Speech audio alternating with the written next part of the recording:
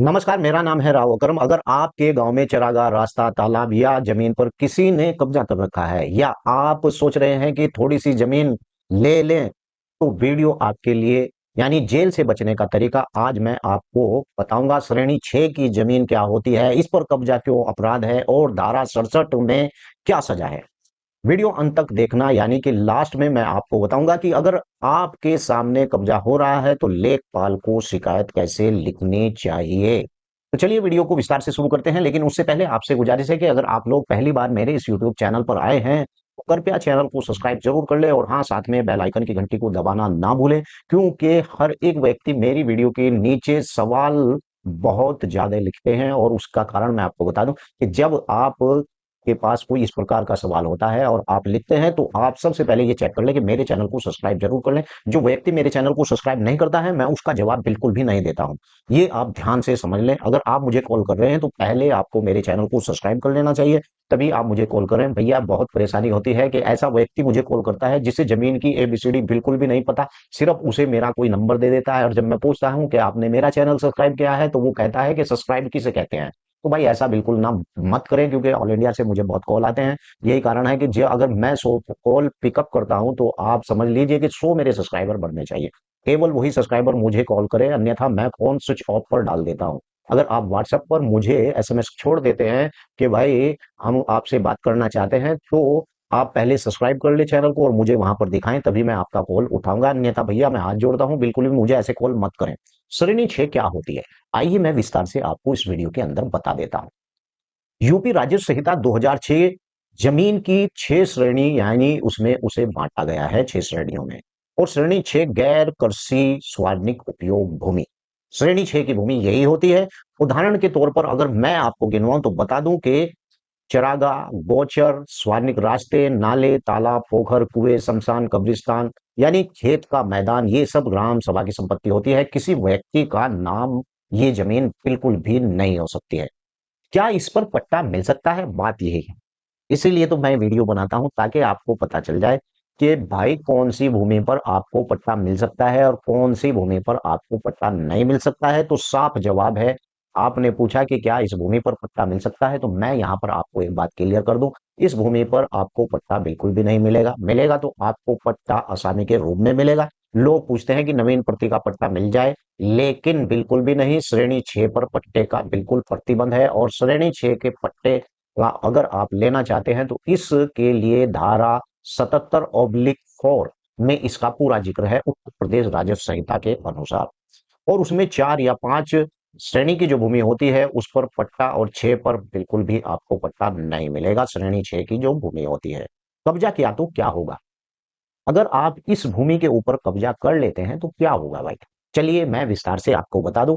आप अगर वीडियो को स्किप करके देखेंगे तो भाई बिल्कुल भी आपके समझ में बिल्कुल भी नहीं आएगा। अगर आप ऐसे व्यक्ति हैं कि आप वीडियो देख रहे हैं, सब्सक्राइब करना नहीं जानते हैं, तो प्लीज आपसे गुजारिश है कि आप किसी और लड़के को देकर मुझे व्हाट्सएप पर उसका स्क्रीनशॉट जरूर भेज दें कि आपने मेरे चैनल को सब्सक्राइब किया है, तभी आप मुझे कॉल कर पाएंगे। अन्यथा मैं आपका कॉल कट कर दूंगा और आप सोचेंगे कि यार अकरम बात नहीं करना चाहता है। अब मैं आपको बता दूं, अगर आपने कब्जा कर रखा है श्रेणी 6 की भूमि पर, तो वहां पर आपका खिलाफ क्या कार्रवाई हो सकती है।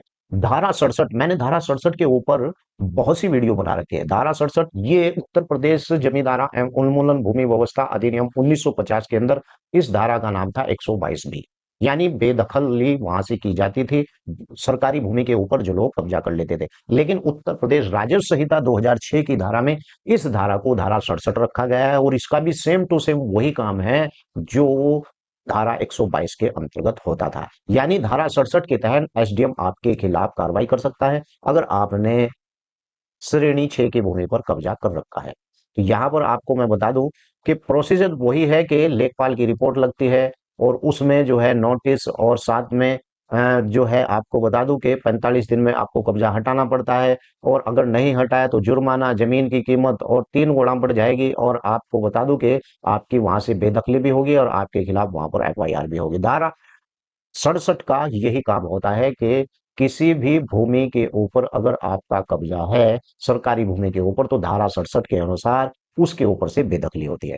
वर्ष 2024, 25 और 26 में बुलडोजर की कार्रवाई यानी 2-3 असली केस का नाम मैं आपको बता दूं कि मेरठ में एक 12 बीघा जमीन खाली कराई गई थी और कब्जा कराने वाले को दंडनीय अपराध यानी जमानत भी मुश्किल हो गई थी। तो आप ये काम बिल्कुल ना करें कि भाई आप सरकारी भूमि पर कब्जा करके बैठ जाएं और फिर आपकी जमानत भी ना हो।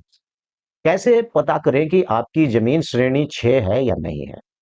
अब बहुत से ऐसे व्यक्ति हैं जिन्हें इस बात का पता नहीं होता है कि उनकी भूमि कौन सी श्रेणी की है, और ऐसे ही लोग मुझे अक्सर कर कॉल करते हैं। तो मैं यहाँ पर आपको बताता चलूं, इसके 3 तरीके हैं। भूलेख यानी कि यूपी खसरा आप जरूर देखें, उसके कॉलम में श्रेणी 1-6 लिखा हुआ होगा, और लेखपाल से खतौनी निकलवाओ और उसमें तहसील से आपको खतौनी लेनी चाहिए, और आप उसकी स्क्रीन प्रिंटिंग देखकर, यानी अगर हो सके तो आप उसमें देख सकते हैं कि ये कौन सी श्रेणी की भूमि है। अगर आपको तब भी नहीं पता चल रहा है तो आप अपने लेखपाल से जाकर उस भूमि के बारे में पता कर सकते हैं किस श्रेणी की भूमि है। शिकायत कैसे होती है? अक्सर कर ग्राम पंचायतों में जो व्यक्ति श्रेणी 6 की भूमि या ऐसी स्वर्णिक भूमि के ऊपर कब्जा कर लेता है, तो उसकी शिकायत ऐसे ही होती है कि प्रैक्टिकल तरीके से मैं आपको बता दूं कि उसमें यही लिखा जाता है कि फॉर्मेट में, कि सेवा में उप जिला अधिकारी, आपका विषय क्या रहेगा, ग्राम पंचायत श्रेणी 6 की गांठा संख्या, और अवैध कब्जा हटाने की बाबत कहाँ देना है आपको मैं सीधा बता देता हूँ, तहसीलदार जन सुनवाई पोर्टल या सीएम हेल्पलाइन 1076 पर। और सबूत अगर उसके आपके पास होंगे, फोटो और गवाह, तो और भी यानी कि सोने पर सुहागा हो जाता है। अब श्रेणी 6 का कॉलम का सवाल, श्रेणी 6 की भूमि पर अधिकतर लोग ज्यादा कंफ्यूज होते हैं। मैं 20 साल से उस भूमि को जोत रहा हूं जो श्रेणी 6 की जमीन है, यानी जवाब मेरा यही है कि कोई भी लिमिटेशन बिल्कुल नहीं, स्वर्णिक जमीन पर कब्जा कभी भी वैध नहीं होता। क्योंकि अक्सर कर हम किसान या फिर हम गांव के लोग कहते थे, यार स्वर्णिक उपयोग की भूमि है दो श्रेणी 6 की, लेकिन 20 साल से उसे जोत रहा हूं, अब तो मुझे उस पर मालिकाना हक मिल जाना चाहिए। लेकिन ऐसी भूमि पर यानी लिमिटेशन एक्ट 1963 लागू ही नहीं होता है। तो आपको कब्जा चाहे आप 100 साल रख ले, तब भी आपको उस भूमि के ऊपर मालिकाना हक नहीं मिलेगा। क्या ग्राम पंचायत श्रेणी 6 की जमीन को बेच सकती है? बिल्कुल भी नहीं बेच सकती है। आप सोचते होंगे कि ग्राम पंचायत उसके पैसे ले ले, तो बिल्कुल भी आप भूल कर ऐसा काम बिल्कुल ना करें, क्योंकि ग्राम पंचायत आपको किसी भी भूमि को नहीं बेच सकती है। अगर ग्राम पंचायत आपको वो भूमि बेचती है तो सीधा जो कार्रवाई आप पर होगी वही कार्रवाई आपके ग्राम प्रधान पर भी होगी। वीडियो अगर आपको काम की लगे तो आप इस वीडियो को लाइक जरूर कर दें, क्योंकि मुझे पता है कि जो मेरे सब्सक्राइबर हैं वही मेरी वीडियो को लाइक भी करते हैं और अपनी उपस्थिति दर्ज कराते हैं। आपने जो प्रधान को भेजी श्रेणी 6, और अगली वीडियो में मैं आपको बताऊंगा धारा 67 के नोटिस जैसे कि जवाब दे। आप अपना कमेंट में और 67 लिखो, चैनल को सब्सक्राइब करो। राव अक्रम यानी कानून जानने के लिए अधिकार आपको बचाएगा। मैं आपको बता दूं कि ये बात मैंने इसीलिए बताई है कि आप, सीधी सीधी सी बात है कि आप बिल्कुल इस चैनल को सब्सक्राइब कर लें। आपका कोई सवाल है तो वीडियो के नीचे लिख दे, मैं उस पर टॉपिक बनाकर वीडियो बना दूंगा।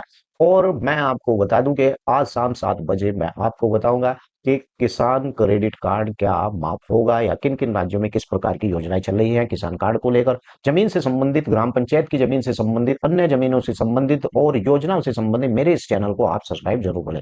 जय हिंद, जय भारत, खुदा हाफिज।